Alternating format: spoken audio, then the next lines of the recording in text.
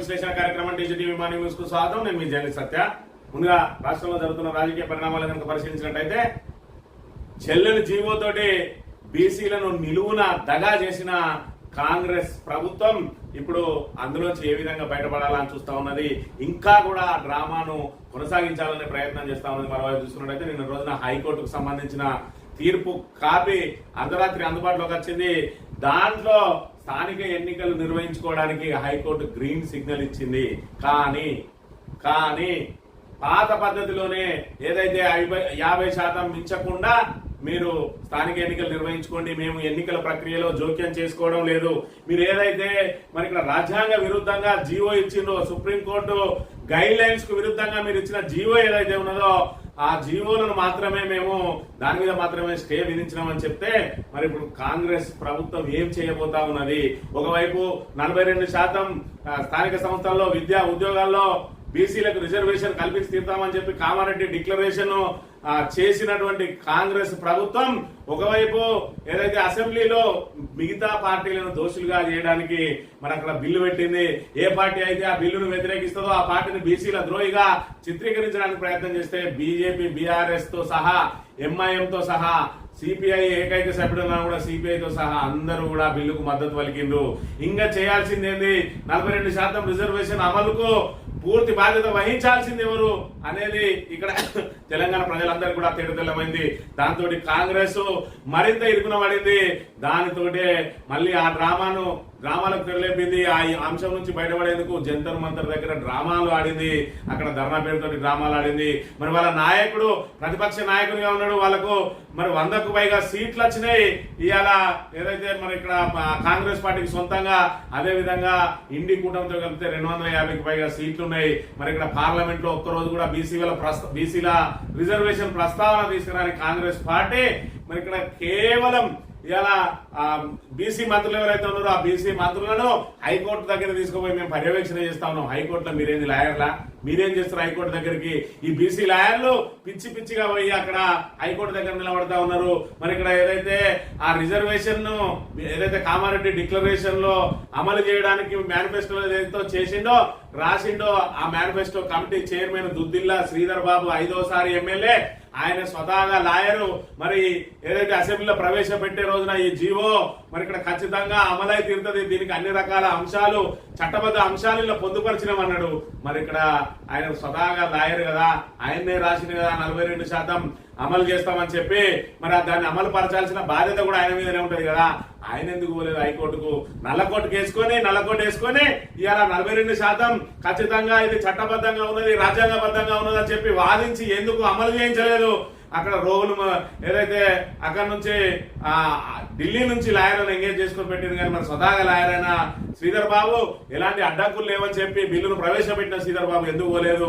ఇలా పొన్నం ప్రభాకర్, వాకిటి శ్రీహరి, అదేవిధంగా కొండా సురేఖలను అక్కడికి దోలి బీసీ మంత్రులను అబాస్ పాలు చేయడానికి రేవంత్ రెడ్డి, అదేవిధంగా శ్రీధర్ బాబు కుట్రలు పడుతున్న అంశాన్ని మనం ఇక్కడ ప్రధానంగా గమనించాలి. ఇప్పుడు ప్రభుత్వం ముందున్న అంశం ఏంది? ఇవాళ స్థానిక ఎన్నికలకు హైకోర్టు ఎక్కడా కూడా బ్రేక్ చెప్పలేదు. కేవలం మీరు ఏదైతే 50% రిజర్వేషన్ అతిక్రమించిందో దాన్ని మాత్రమే మేము దాని మీద మాత్రమే స్టే విధించినాం, మీరు ఎన్నికలు నిర్వహించుకోవాలనుకుంటే నిర్వహించుకోండి అని అన్నారు. రేవంత్ రెడ్డి ఏమనుకున్నాడు? సెప్టెంబర్ 30 లోపు ఎన్నికలు నిర్వహించాలని చెప్పి ఏదైతే హైకోర్టు చెప్పింది కాబట్టి హైకోర్టు ద్వారానే ఎన్నికల ప్రక్రియను నిలిపివేయాలి అని అనుకున్నాడు. ఇవాళ మరి ఇక్కడ ఒకవేళ వీళ్ళు కనుక సుప్రీంకోర్టుకు వెళ్ళకపోతే మరి ఇక్కడ ఏదైతే అది వచ్చే వరకు వెయిట్ చేయాలి. ఏదైతే 6 వారాల గడువు ఇచ్చిందో ఆ 6 వారాల గడువు వరకు వెయిట్ చేయాలి, లేదంటే సుప్రీంకోర్టుకు పోవాలి. మరి 2 కాదనుకుంటే పాత రిజర్వేషన్ ప్రకారం ఎన్నికలకు పోవాలి. ఇప్పటికిప్పటికి ఎన్నికలు పోవడానికి రేవంత్ రెడ్డి సిద్ధంగా లేడు. ఎందుకంటే ఆయన వాళ్ళకు పరిస్థితులు అనుకూలంగా లేవు కాబట్టి ఎన్నికలు ఏ విధంగా వాయిదా పడతాయి కాబట్టి దసరాకి ఇవ్వాల్సిన 2 చీరలను కూడా బ్రేక్ చేసిండు. ఆ 2 చీరలను అప్పుడు ఇవ్వకుండా రేపు ఏదైతే ఎలక్షన్ వస్తుందో మళ్ళీ నోటిఫికేషన్ విడుదల చేస్తారో ఆ విడుదల చేసే ముందు ఇవ్వాలి. అదే విధంగా ఈ ఏదైతే యూరియా కొరతతోటి రైతులు ఎవరైతే ఆగ్రహంగా ఉన్నారో వాళ్ళందరినీ సంతృప్తి పరచాలంటే వాళ్ళ ధాన్యం రాశులన్నీ కూడా మరి ఇక్కడ కల్లాలకు వస్తే ఆ కల్లాలలో టకా కొనే ఏర్పాట్లు చేయాలి. ఆ తర్వాత ఎంతో కొంతమందికి బోనస్ ఇచ్చి ఆ టక్కన ఈ 2 చీరలు ఇచ్చి ఆ బోనస్ కూడా పూర్తి కాకముందే మరి నోటిఫికేషన్ ఇచ్చి కోడ్ వచ్చింది, ఈ కోడ్ అయిపోగానే మీకు ఆ బోనస్ పైసలు అదే విధంగా మీకు ధాన్యం కొనుగోలు పైసలు అన్ని కూడా మీకు పడతాయి అని చెప్పి మళ్ళొక్కసారి మభ్యపెట్టి మనం స్థానిక సంస్థల నుంచి గట్టెక్కాలనే ప్రయత్నంలో ఉన్నది.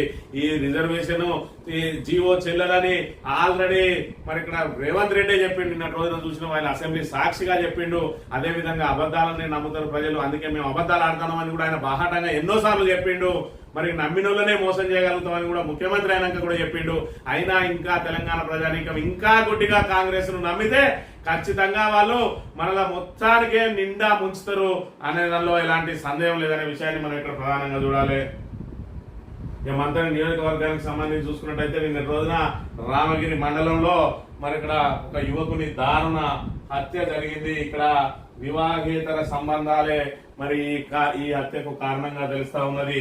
మరి ఈ వ్యక్తి న్యూ మారేడుపాకకు సంబంధించిన చిరంజీవి అనే వ్యక్తి. మరి అదే విధంగా ఆ అమ్మాయి ఎవరైతే ఉన్నారో ఈయన చావుకు కారణమైన అమ్మాయి, ఆమె కూడా ఆ న్యూ మారేడుపాకకు సంబంధించిన అమ్మాయి. మరి సెంటినరీ కాలనీలో ఎందుకు జరిగింది హత్య అంటే సెంటినరీ కాలనీలో హత్యల పరంపర జరుగుతా ఉన్నది. అంటే ఇక్కడ పోలీసింగ్ వీక్ అని చెప్పి మరి వీళ్ళు ఈ సెంటినరీ కాలనీ ఎన్నుకుంటా ఉన్నారా, మమ్మల్ని ఎవరేం చేయలేరు అన్నట్టుగా మరి చేస్తా ఉన్నారా? మరి ఇక్కడ ఒకసారి పోలీసులు ఆలోచన చేసుకోవాలి. ఇక్కడ రామగిరికి సంబంధించి కానీ మధ్య నియోజకవర్గంలో పోలీసుల పని ఏందంటే ప్రతిపక్ష నాయకులు వాట్సాప్లలో ఏమన్నా పెడతారా, ప్రతిపక్ష నాయకుల మీద కాంగ్రెస్ ఏదైనా చిన్న కేసీఆర్ ఏ విధంగా తీసుకుపోయి వాళ్ళని వేధించాలి, ఏ విధంగా తీసుకుపోయి వాళ్ళను మరి ఇక్కడ నానా రకాలుగా వాళ్ళను బయటకు అడుగు పెట్టకుండా ఏ విధంగా చేయాలి, ప్రతిపక్షాలను ఏ విధంగా కట్టడి చేయాలి, వాళ్ళ గొంతులను ఏ విధంగా నొక్కాలనే పోలీసులు చూస్తా ఉన్నారు. కానీ శాంతి భద్రతలను ఏ విధంగా అదుపు చేయాలి, మరి ఇక్కడ ప్రజలకు ఏ విధంగా రక్షణ కలిగియాలి, పోలీస్ స్టేషన్ కి వచ్చిన ప్రజలకు ఏ విధంగా భరోసా కల్పించాలి, ఇదేమీ లేదు. అందుకే మరి ఇక్కడ చుట్టుపక్కల ఎక్కడ ఉన్నదా వీక్ పోలీస్ స్టేషన్ అంటే రామగిరి అని అనుకున్నారు కావచ్చు. అందుకే హత్యల పరంపర కొనసాగుతూనే ఉన్నది. మొన్న మధ్య ఒక మహిళను మరి ఇక్కడ ఏదైతే ఆ సిటినర్ కాలనీ వకీల్పల్లి ఫ్లాట్స్ లో హత్య చేసిండ్రు. ఇక్కడ ఏకంగా సింగరేణి కోటర్లలో సెర్ఫ్ కార్యాలయం ఐకేపీ కార్యాలయంలోనే హత్య జరిగింది అని అంటే మరి ఇక్కడ పోలీసుల పనితీరు ఏ విధంగా ఉన్నదో మనకి ఇప్పుడు కళ్ళకు కట్టినట్టు కనబడతా ఉన్నది. పోలీసులు కేవలం ప్రతిపక్ష నాయకులు ఎంబడివాడు తప్ప ఈ శాంతి భద్రతను అదుపు చేయడానికి కానీ ఈ అసాంఘిక కార్యకలాపాలను అదుపు చేయడం కానీ ఇక్కడ గంజాయి విచ్చలవిడిగా సాగుతా ఉన్నది. దాని మీద వాళ్ళకు పట్టు లేదు, ఈ నేరాలను అదుపు చేసే విషయంలో పట్టు లేదు. కేవలం ప్రతిపక్షాల మీద తప్పుడు కేసులు పెట్టి వేధించడానికి, లేదంటే ఆ బెయిల్ ఏదైనా కోర్టులు బెయిల్ ఇస్తే దాన్ని బెయిల్ ఏ విధంగా రద్దు చేయాలి, ఏ విధంగా అరెస్ట్ చేయాలి, వాళ్ళు ఎక్కడున్నా ఎక్కడ అయినా పట్టుకొని రావాలి. దీని వినే వాళ్ళ దృష్టి మేము మా చిన్న సార్ని ఏ విధంగా ప్రసారం చేసుకోవాలి, పెద్ద సార్ని ఏ విధంగా ప్రసారం చేసుకోవాలనే తప్ప మరి ఇక్కడ పోలీసులు సామాన్య ప్రజలకు మనకు యూనిఫామ్ ఇచ్చింది భారత రాజ్యాంగం. ఆ భారత రాజ్యాంగానికి అనుసరించి కట్టుబడి మనం ఏదైతే మరి ఇక్కడ పదవి స్వీకరించేటప్పుడు మనం ఏ విధంగా ప్రమాణం చేసినాం ఆ ప్రమాణానికి కట్టుబడి ఉండాలి. ప్రజల నుంచి జీతం తీసుకుంటున్నాం, ప్రజల కంటే ట్యాక్స్ నుంచి జీతం తీసుకుంటున్నాం, ప్రజలకు న్యాయం చేయాలి, మనం ప్రజలకు జవాబుదారీగా ఉండాలనేది ఏమాత్రం లేదు. రామగిరి పోలీసులకైతే అస్సలే లేదు. అందుకే ఇక్కడ హత్యల పరంపర కొనసాగుతూనే ఉన్నది. నిన్న రోజున బాజాప్తా నడి మరి సీటు 200 కోటరు 5 కోటరు నడి మధ్యలో ఉంటది. అక్కడికి వచ్చి బాజాప్తా ఈయనను చంపి వెళ్ళిపోయినా కూడా దిక్కులేదు, వాళ్ళని పట్టుకున్న నాదులే లేడు. ఇంత పెద్ద ఆధునిక పోలీసింగ్ లో మరి ఇక్కడ చీమ చిటుకు అన్నా కూడా ఇన్ఫర్మేషన్ సెల్ ఫోన్ల ద్వారా ఒక్క నిమిషం 2 నిమిషాలలోనే అక్కడికి వెళ్ళిపోతుంది. ఎందుకంటే నడి కార్యాలయంలో జరిగింది కాబట్టి హత్య చేసి పోతా ఉంటే వెంటనే ఎవరైనా డయల్ 100 కైనా కాల్ చేస్తారు పోలీసు వాళ్ళ నెంబర్ తెలియకపోతే.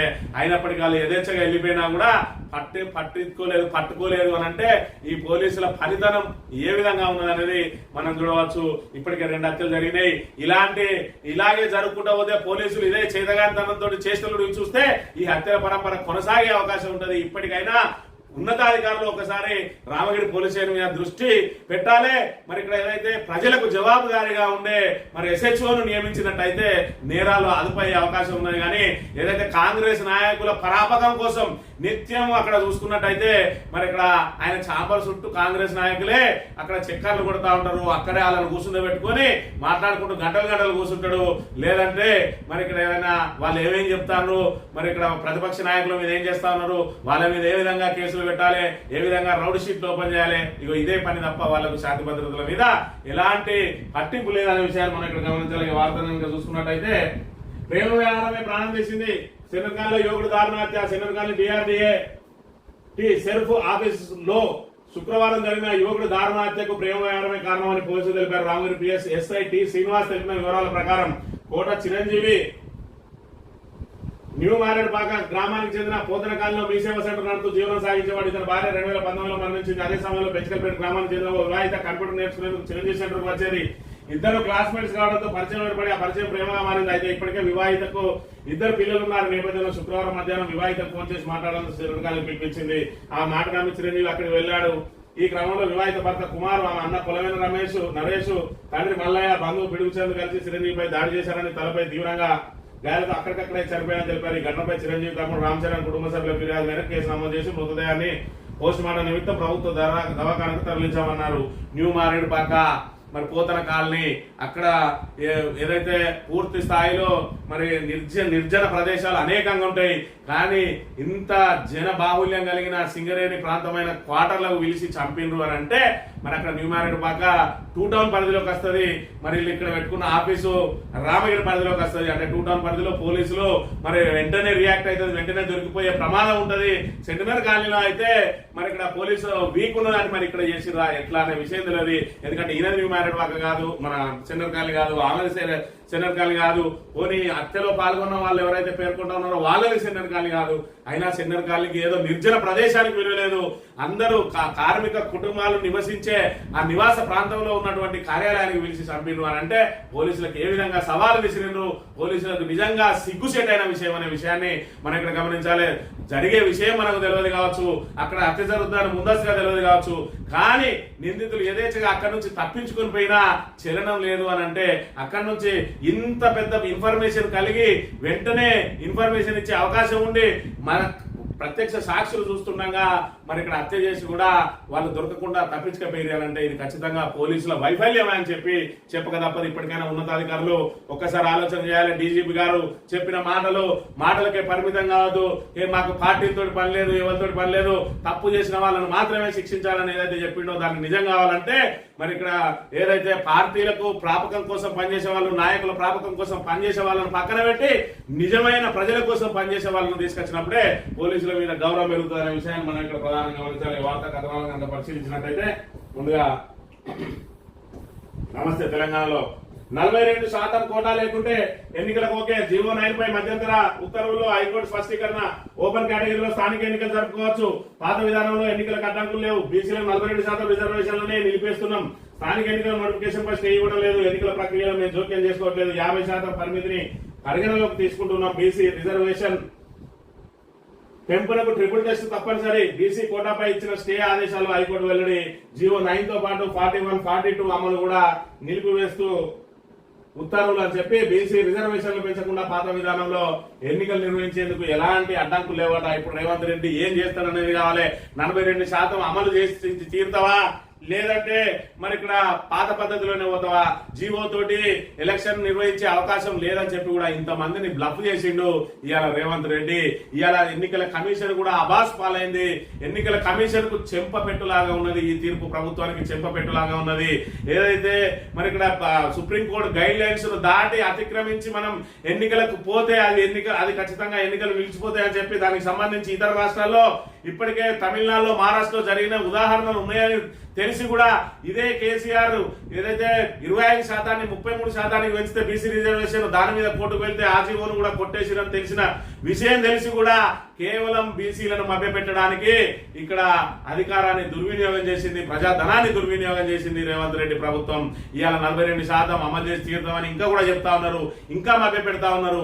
ఏ విధంగా చేస్తారు? 9th షెడ్యూల్లో చేర్చాలి, పార్లమెంట్ లో చట్ట సవరణ చేయాలి. పార్లమెంట్ లో చట్ట సవరణ చేయాలంటే పార్లమెంట్ లో గలం విప్పాలి, కానీ పార్లమెంట్ లో చట్ట సవరణ చేయాలని జంతర్ మంత్రుల దగ్గర గలం విప్పితే ఉంటది. రాహుల్ గాంధీ పూనుకొని ఖచ్చితంగా 42% కోసం పోరాటం చేయాలి. ఇలా ఓటు చోరీ అని చెప్పి మరి ఇక్కడ ఏదైతే ఆ కాన్స్టిట్యూషన్ బుక్ ను పట్టుకొని తిరుగుతా ఉన్నాడు. ఇలా రాజ్యాంగాన్ని రక్షించండి అని చెప్పి మరి ఎందుకు బీసీలకు ఇలా కామారెడ్డి డిక్లరేషన్ లో అమలు చేసిన విధంగా, ఆ రోజు డిక్లరేషన్ ఇచ్చిన విధంగా బీసీల రిజర్వేషన్ పెంచడానికి పార్లమెంట్ లో కృషి చేయడం లేదు. ఇలా కాంగ్రెస్ కు బీసీల పట్ల చిత్తశుద్ధి లేదు అనే విషయాన్ని ఇప్పటికైనా గమనించాలి. బీసీలకు ద్రోహం రేవంత్ దోషం.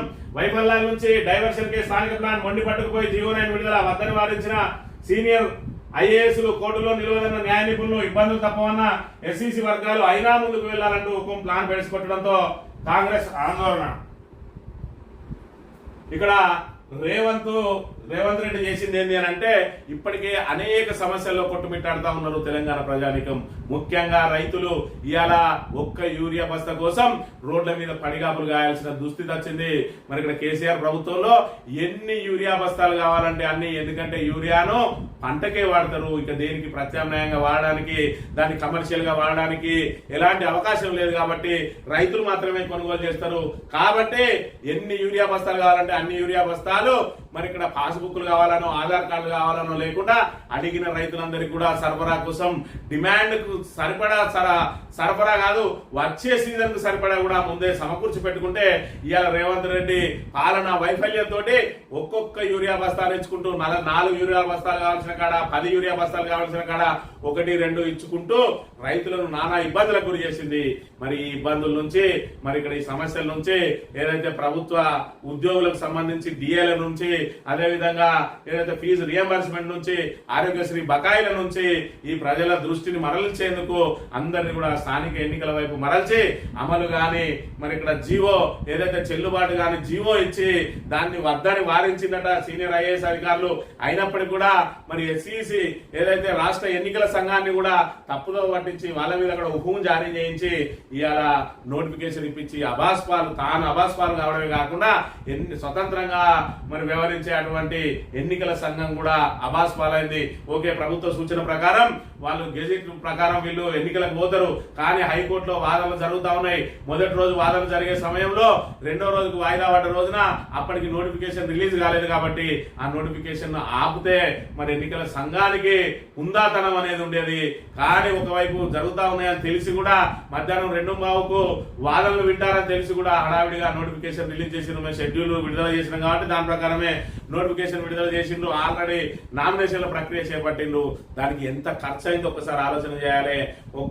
ఒక్కొక్క మండలంలో 3-4 క్లస్టర్లు పెట్టిండ్రు. ఆ 3-4 క్లస్టర్లకు మరి ఇక్కడ ఏదైతే ప్రిసైడింగ్ ఆఫీసర్లను పెట్టిండ్రు, మరి వాళ్ళందరినీ ఆర్ఓలను పెట్టిండ్రు, మరి ఆ సిబ్బందిని పెట్టిండ్రు, ఆ అరేంజ్మెంట్లు చేసిండ్రు, ఆ పోలింగ్ సంబంధించిన నామినేషన్ పత్రాలను రెడీ చేసిండ్రు, మరి ఇక్కడ ఓటర్ లిస్టులు రెడీ చేసిండ్రు. ఇన్ని చేసి మరి వాళ్ళందరికీ డిఏలు చొప్పున సుమారు 350 కోట్ల రూపాయలను మరి దానికి కేటాయించిందట. ఇవాళ ప్రజాధనం అంతా వృధా అయిందా లేదా అనే విషయాన్ని ఒకసారి మనం ఆలోచన చేయాలి. ఎన్నికల సంఘం ఈ రకంగా అబాస్పాలైంది. స్వతంత్ర సంస్థ అయినటువంటి ఎన్నికల సంఘం కూడా అబాస్పాలు చేసిన ఘనత రేవంత్ రెడ్డికే దక్కిందనే విషయాన్ని మనం గమనించాలి. 14న తెలంగాణ బంద్, కోటాడోకాపై బీసీ సంఘాల పిలుపు, కాంగ్రెస్ సర్కార్ వంచనపై బగ్గుమన్న బీసీలు, పలుచోట్ల నిరసనలు, సీఎం దిష్టిబొమ్మల దహనం, మాట తప్పితే కాంగ్రెస్ సంఘం తేలుస్తామని హెచ్చరిక. మొన్నటి రాగా పాలాభిషేకాలు చేయించుకున్నాడు రేవంత్ రెడ్డి. బిల్లు పాస్ అయింది, పాలాభిషేకం. దాని తర్వాత ఆర్డినెన్స్ పాస్ అయింది, పాలాభిషేకం. జీవో తెచ్చిండు, పాలాభిషేకం. ఇవాళ జీవో కొట్టుడు పోయింది. తెలంగాణ బంధు మరి ఇక్కడ ఏదైతే బీసీ సంఘాలు ఆయన పాలాభిషేకాలు చేసినాయో మరి ఆ బీసీ సంఘాలు అనుకున్నాయి రేవంత్ రెడ్డి చాలా గొప్పోడు, మరి ఆయన జీవో తెచ్చిందంటే ఖచ్చితంగా పాస్ అవుతుంది కావచ్చు అని చెప్పి మరి ఇక్కడ బీసీలు అందరూ అమాయకులు కాబట్టి ఆయన ఏం చెప్తే కదే నమ్మిండు. మరి నమ్మిన వాళ్ళనే మోసం చేస్తామని చెప్పి రేవంత్ రెడ్డి చెప్పిండు. కాబట్టి వాళ్ళందరూ ఆయన గుడ్డిగా నమ్మి పాలాభిషేకాలు చెప్తే వాళ్ళందరినీ తీసుకుపోయి నట్టేట ఉంచిండు. దానికి ఇప్పుడు ఆగ్రహించిన బీసీ సంఘాలు 14న బంద్కు పిలుపునిచ్చిన పరిస్థితి కూడా మనం చూడాలి. చెల్లెన్ జీవోతో కాంగ్రెస్ దాగా బీసీలకు వాటా దక్కకుండా జాతీయ పార్టీల కుట్ర, పార్టీలకు అతీతంగా బీసీ సమాజం ఏకం కావాలి. శాసన మండలిలో ప్రతిపక్ష నేత సిరికొండ పిలుపు, రేవంత్ కు దిమ్మ తిరిగే సాగియాలంటున్న ఆర్ కృష్ణయ్య, బీసీలను తప్పుదో పట్టించే కుట్ర చేస్తా ఉన్నారు అంటున్న శ్రీనివాస్ గౌడ్. మరి ఇక్కడ చెల్లని జీవోతో కాంగ్రెస్ దాకా చెల్లది అని మరి మేధావులు అందరూ చెప్తా ఉన్నారు. అదే విధంగా రిటైర్డ్ జడ్జ్ అయినటువంటి ఈశ్వరయ్య గారు చెప్పిండ్రు, రిటైర్డ్ ఐఏఎస్ అయినటువంటి చిరంజీవులు గారు చెప్పిండ్రు. వీళ్ళందరూ కూడా బీసీ సమాజం కోసం పనిచేస్తా ఉన్నారు. బీసీ సమాజం ఎదుగుదల కోసం, బీసీలను మరి ఇక్కడ బీసీలో ఉన్న అసమానతలను తొలగించడం కోసం వాళ్ళు పనిచేస్తా ఉన్నారు. వాళ్ళందరూ కూడా చెప్పిండ్రు, మాకు చట్టబద్ధమైన రిజర్వేషన్ కావాలి, ఈ జీవో తోటి రిజర్వేషన్ నిలబడే, ఇంకా మమ్మల్ని గందరగోళంలో నెట్టకండి, ఇంకా ఆర్థికంగా మరి ఎవరైతే ఆశావాహులు ఉన్నారో వాళ్ళను ఆర్థికంగా నష్టం చేసే ఇలాంటి ప్రక్రియకు ప్రభుత్వం పూనుకోవడం పద్ధతి కాదు అని చెప్పినప్పటికీ కూడా వాళ్ళు జీవో కోసమే ముందుకు వేయండు. ఇందులో అమలైతే మరి జీవో ద్వారా ఏదైతే ఈ రిజర్వేషన్లు అంటే అమలు కావని ఆయనే అసెంబ్లీ సాక్షిగా చెప్పిండు, పార్టీల పరంగా ఇద్దామని ఆయనే సూచన చేసిండు. మరి చెల్లుబాటు గారి జీవో నుంచి ఎన్నికలు పోవడం ఎంతవరకు సబబో అంటే తెలంగాణ ప్రజలను ఏ విధంగా దగా చేస్తా ఉన్నది కాంగ్రెస్ ప్రభుత్వం అనే విషయాన్ని మనం ఇక్కడ గమనించాలి. సుప్రీంలో పిటిషనర్లకు ఏమి ఏంటట బీసీ కోటా మీద సుప్రీంకోర్టుకు పోవాలి, ఏదైతే హైకోర్టు ఇచ్చిన స్టే మీద సుప్రీంకోర్టుకు పోవాలని ప్రభుత్వం ఏదైతే ప్రయత్నం చేస్తా ఉన్నదో పిటిషనర్లు కూడా ముందే కేవియట్ వేస్తా ఉన్నారు. మీరు మా వాదన వినకుండా డైరెక్ట్ గా స్టే వేకేట్ చేయకండి, మా వాదన కూడా వినండి అని. మీరు కేవియట్ వేసినా సుప్రీంకోర్టు స్టే వేకేట్ చేయదు, మీరు కేవియట్ వేయకున్నా సుప్రీంకోర్టు మరి అక్కడ ఏదైతే స్టే వేకేట్ చేయదు. ఎందుకంటే సుప్రీంకోర్టు ఆదేశాలు అనుగుణంగానే అందులోనే పేర్కొన్నది, ఆ తీర్పులోనే మధ్యంతర ఉత్తర్వుల్లోనే పేర్కొన్నది సుప్రీంకోర్టు ఆదేశాల మేరకు 50% రిజర్వేషన్లు దాటద్దు కాబట్టి మేము బీసీ ఏదైతే రిజర్వేషన్ల జీవోను కొట్టే దాని మీద స్టే విధిస్తున్నామని. మళ్ళీ అలా సుప్రీంకోర్టు స్టేని ఎట్లా వెకేట్ చేస్తుంది? మీరు కేవీఎట్ వేసినా ఓకే, వేయకున్నా ఓకే, ఆ ఎట్టి పరిస్థితులు అమలు కావనే విషయం కూడా అందరికీ తెలుసు. ఇంత పెద్ద డ్రామా ఆడి ఇలా బీసీలను దగా చేసింది కాంగ్రెస్ ప్రభుత్వం అనే విషయాన్ని మనం ఇక్కడ గమనించాలి. రాష్ట్రంలో రియల్ ఎస్టేట్ దూసుకెళ్తున్నాడట. రాయదుర్గం భూముల వేలమే నిదర్శనం అట. నగరాభివృద్ధికి ఏటా 10,000 కోట్ల ఖర్చుట. నరేడ్కో 17వ సమావేశంలో బట్టి నరేడ్కో ఆధ్వర్యంలో అట్టహాసంగా ఏర్పాటు చేసిన ఎక్స్పో సందర్శకులు లేక వెలువెళ్ళిపోయింది. సందర్శకులు లేక వెలువెళ్ళిపోతే మరి వీళ్ళు చేసే పనులకు ఇవాళ పెట్టుబడిదారులు కానీ రియల్ ఎస్టేట్ వాళ్ళు కానీ వాళ్ళందరూ ఏమైనా మరి ఇక్కడ ఎగబడతా ఉన్నారా? హైదరాబాద్ లో రియల్ ఎస్టేట్ చేయాలంటే మరి జంకుతా ఉన్నారు. అందరూ కూడా బెంగళూరు వైపు వెళ్ళిపోతా ఉన్నారట, ఇతర మెట్రో నగరాల వైపు వెళ్ళిపోతా ఉన్నారు. ఏదో ఒక దగ్గర ఎకరం 177 కోట్లు పోయిందని చెప్పి దాన్ని ఒకదాన్ని చూపించి ఇవాళ మరి ఏదైతే రియల్ ఎస్టేట్ దూసుకుపోతా ఉన్నాయని చెప్తా ఉన్నారు. రియల్ ఎస్టేట్ ఏ విధంగా పతనమైంది అనేది మీకు వచ్చే ఆదాయాన్ని బట్టే తెలుస్తా ఉన్న విషయాన్ని మనం ఇక్కడ గమనించాలి. ఆర్టీసీకి ఎలక్ట్రిక్ షాక్. ఎలక్ట్రిక్ బస్సుల రాకతో ప్రమాదంలో 20,000 కొలువులు 100% ఈ బస్సులు ప్రవేశపెట్టే యోచనలో ఆర్టీసీ. అదే జరిగితే డ్రైవర్లు, కండక్టర్లు, గారేజీ కార్మికులపై వేటు, జిల్లాలకు వెళ్లిపోవాల్సిందే, ఉద్యోగులపై అప్రకటిత ఒత్తిడి, లేదంటే వాలంటరీ రిటైర్మెంట్ కు సిద్ధం అవ్వాలని బెదిరింపులు చెప్పి హైదరాబాద్ సిటీ బస్సులలో మొత్తం 100% ఈ ఎలక్ట్రిక్ బస్సులో పెడతారట. అభివలి పెడతారా అంటే ప్రైవేట్ వాళ్ళే, లేదంటే మహిళా సంఘాలయో లేకపోతే ప్రైవేట్ వాళ్ళయో ఎంగేజ్ చేసుకుని ఆర్టీసీలో పెడితే వాళ్ళ డ్రైవరే ఉంటాడు. దానికి సంబంధించి రిపేర్లు ఏమున్నా వాళ్ళే చూసుకోవాల్సి ఉంటుంది. కాబట్టి డ్రైవర్లు బందే, మన డ్రైవర్ల సంఖ్య తగ్గుతుంది, అదేవిధంగా గ్యారేజ్ కార్మికుల సంఖ్య తగ్గుతుంది. కాబట్టి వాళ్ళని ఇతర జిల్లాలకు వేస్తారట. మరి హైదరాబాద్ లో సెటిల్ అయిన వాళ్ళు తిరిగి జిల్లాలో కూడా లేదంటే వాలంటరీ రిటైర్మెంట్ తీసుకుంటా. ఏది ఏమైనా ఆర్టీసీ సంస్థను గాడిలో పెట్టింది కేసీఆర్.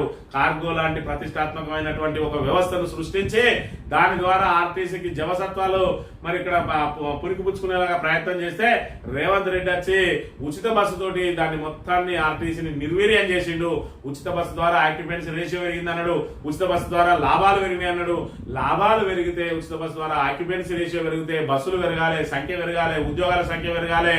దాని ద్వారా ఎప్పటికప్పుడు వాళ్ళకు జీతాలు రావాలి, ఇంక్రిమెంట్లు రావాలి, వాళ్ళకి భవిష్య నిధి ఏదైతే ఉన్నదో వాళ్ళు దాచుకున్న డబ్బులు ఎప్పుడంటే అప్పుడు వాళ్ళకి ముట్టాలి. కానీ లాభాలు పెరిగినాయట. మరి ఇక్కడ ప్రైవేట్ పరం చేస్తారట. కార్గోను ప్రైవేట్ చేసిండు. ఈ రోజు ఎలక్ట్రిక్ బస్సుల ద్వారా పూర్తిగా బస్సులను ప్రైవేట్ పరం చేస్తాడు. రాబోయే రోజుల్లో ఆర్టీసీ కూడా ప్రైవేట్ పరం కాబోతా ఉన్నది. ఇది ఉచిత బస్సు ద్వారా ఇప్పటికే మరి ఇక్కడ ఏ ఒక్క పథకం కూడా రేవంత్ రెడ్డి ప్రభుత్వం సక్రమంగా అమలు చేయలేదు. ఒక్క ఉచిత బస్సు తప్ప. ఆ ఉచిత బస్సు పథకం ఇవాళ ఆర్టీసీని మొత్తానికే నిర్వీర్యం చేసి పడేసింది అనే విషయాన్ని మనం ఇక్కడ ప్రధానంగా చూడాలి. ఇక సాక్షి విషయానికి వస్తే మరి హైకోర్టు గ్రీన్ సిగ్నల్ ఇచ్చింది ఎన్నికలు నిర్వహించుకోవడానికి, కానీ 50% మించొద్దని చెప్పి మరి అక్కడ ఒక మెలిక పెట్టింది అనే విషయాన్ని మనం ఇక్కడ గమనించాలి. ఇక నోబెల్ బహుమతి కోసం నోబెల్ శాంతి బహుమతి ఇవ్వాలని మరి ట్రంప్ భారత్ మీద అక్కసు వెలగక్కిండు. ఎందుకంటే భారత్ నామినేట్ చేయాలి. భారత్ నామినేట్ చేయాలంటే పాకిస్తాన్ యుద్ధం ట్రంపే ఆపిండు. ట్రంప్ ఒక ఆదేశం జారీ చేస్తే అయ్యా బాధ్యతని మేము ఆగినాం కాబట్టి ఆయనకు శాంతి బహుమతి ఇవ్వాలని ఈ ట్రంప్ తలదిక్క నెత్తికెక్కింది. కానీ నోబెల్ శాంతి బహుమతి వాళ్ళు ఎక్కడ కూడా ఆయనను పరిగణలోకి తీసుకోలేదు. ఇవాళ వెనిజులాలో ఉన్నటువంటి మరి ఇక్కడ ప్రతిపక్ష నాయకురాలైనటువంటి మరియా కొరినాకు నోబెల్ శాంతి బహుమతి వచ్చింది. 20 సంవత్సరాల నుంచి నియంత్రణ మీద పోరాటం చేస్తూ ప్రజాస్వామ్య పద్ధతిలో ఎన్నికల ప్రక్రియ ఉండాలని ప్రతిపక్షాలన్నింటినీ కూడా ఒక తాటి మీదకి తీసుకొని వచ్చి ఇవాళ 20 ఏళ్ల నుంచి పోరాటం చేస్తున్నటువంటి వెనిజులా ప్రతిపక్ష నేత మరియా కొరినాకు నోబెల్ శాంతి బహుమతి ఇచ్చిండు. రాజకీయ మరి నాయకుల విభాగంలో అనే విషయాన్ని మనం ఇక్కడ చూడాలి. కాంగ్రెస్ లో అంతా గందరగోళం. స్థానిక ఎన్నికలపై హైకోర్టు స్టే నేపథ్యంలో పార్టీ కేడర్లో అయోమయం. పార్టీ నామినేటెడ్ పదవులు లేక ఇప్పటికే నిరాశలో నేతలు.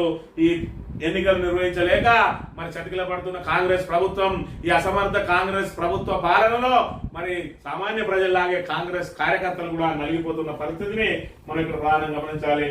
ఇక జనంలోకి రావాలట మావోయిస్టు నేతలకు సంబంధించి నిన్న రోజున మరి ముగ్గురు మావోయిస్టు నేతలు ఏదైతే రాష్ట్ర కమిటీ సభ్యులు ముగ్గురు కూడా మరి లొంగిపోయిన నిన్న రోజున డీజీపీ శివధర్ రెడ్డికి సంబంధించి మరి వాళ్ళ మీద ఉన్నటువంటి రివార్డు కూడా వాళ్ళకి అందజేసిండు. అందరు కూడా మావోయిస్టు ఆయుధాలను వదిలి మరి ఇక్కడ జనజీవన స్రవంతిలోకి రావాలని డీజీపీ కోరిండు. వాస్తవంగా కూడా ఆ పరిస్థితులు మారినాయి. అప్పుడు భూస్వామ్య వ్యవస్థ ఉండేది, దొరల పాలన ఉండేది. మరి ఇప్పుడు ప్రజాస్వామ్య పాలన వచ్చింది కాబట్టి మావోయిస్టులు కూడా ఒక ఆలోచన చేసుకోవాలి.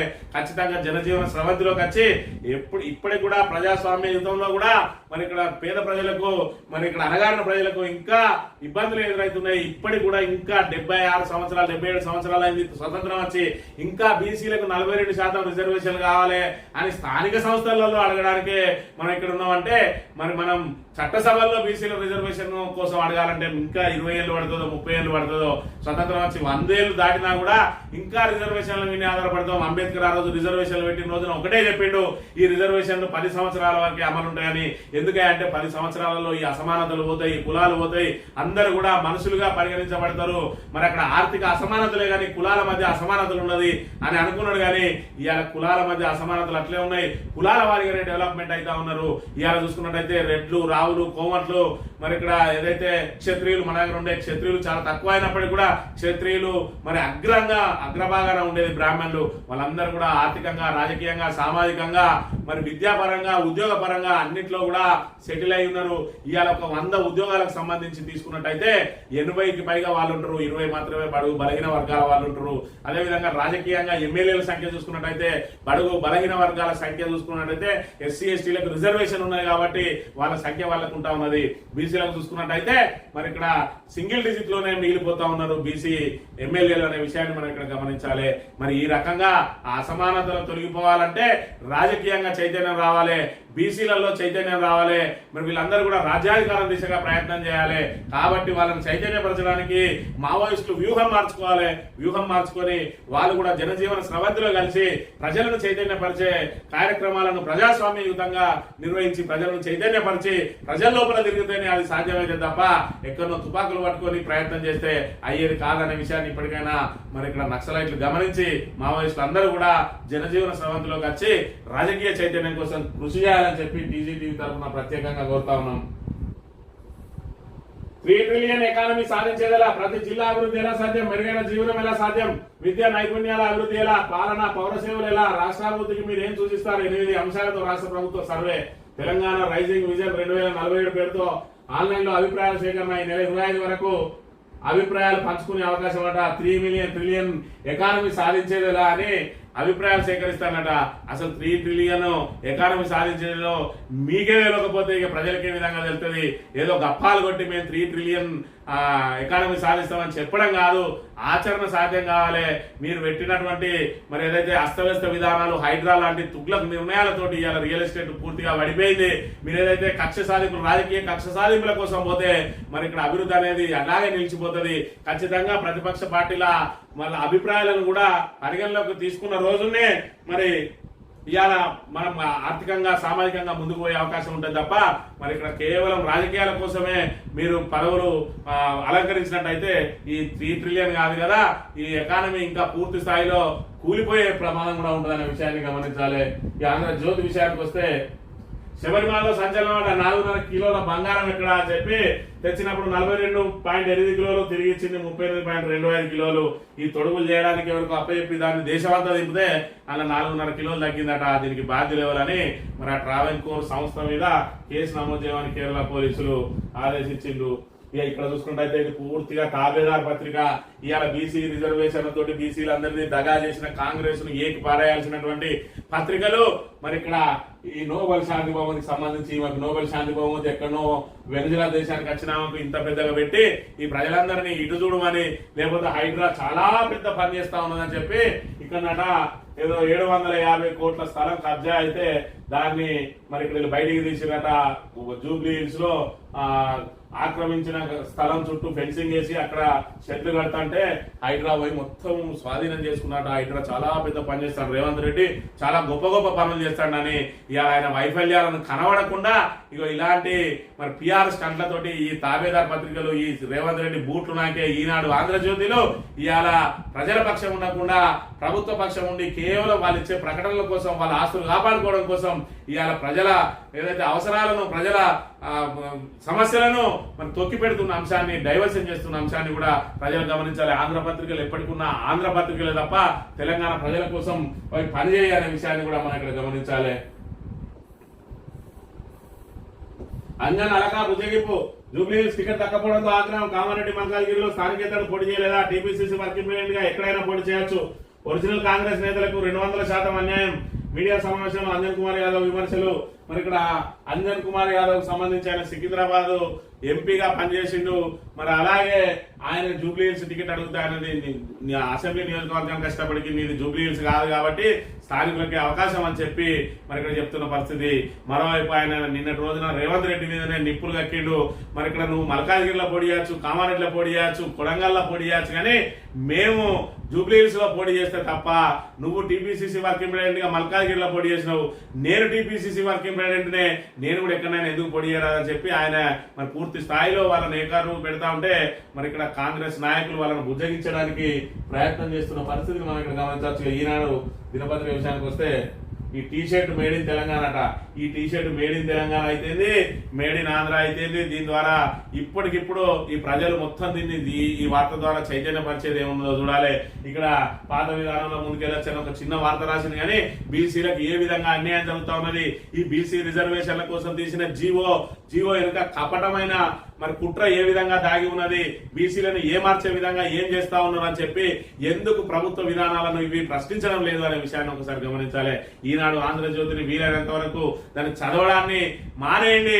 ఎందుకంటే అవి కూడా ప్రజల కోసం పనిచేయ, కేవలం ప్రజలను డైవర్ట్ చేయడానికి, రేవంత్ రెడ్డి చేసే పాలన వైఫల్యాలను కప్పిపుచ్చడానికి అవి పనిచేస్తున్నాయి తప్ప ఇలా ప్రజా సమస్యలను ప్రభుత్వం దృష్టికి తీసుకొచ్చి, అధికారుల దృష్టికి తీసుకొచ్చి వాటిని పరిష్కరించడానికి మరి ఇక్కడ ప్రతిపక్ష పాత్ర పోషించడం లేదు. ఇది ఫోర్త్ ఎస్టేట్ కాదు, కేవలం రేవంత్ రెడ్డి బూట్లు నాకడానికి ఏర్పాటు చేసుకున్న ఈ 2 పత్రికలు కూడా, అదే విధంగా ఇంకో కొన్ని పత్రికలు ఉన్నాయి, ఇవన్నీ కూడా రేవంత్ రెడ్డి బూట్లు నాకడానికి, ఆ బూట్లు తుడవడానికే ఈ పేపర్ పనిచేస్తుంది తప్ప మరి ఎట్టి పరిస్థితుల్లో కూడా ప్రజలను చైతన్యపరచడానికి కానీ, ప్రజా సమస్యలను ఎత్తి చూపడానికి కానీ ఈ పేపర్లు పనిచేయడం లేదు. కాబట్టి ఆంధ్రజ్యోతి ఈనాళ్లను మీరు ఎవ్వరు కూడా పరిగణలోకి తీసుకోవద్దని కోరుతూ ఇది ఈ రోజు మార్నింగ్ న్యూస్. తిరిగి రేపు వెళ్తాం. Thank you very much.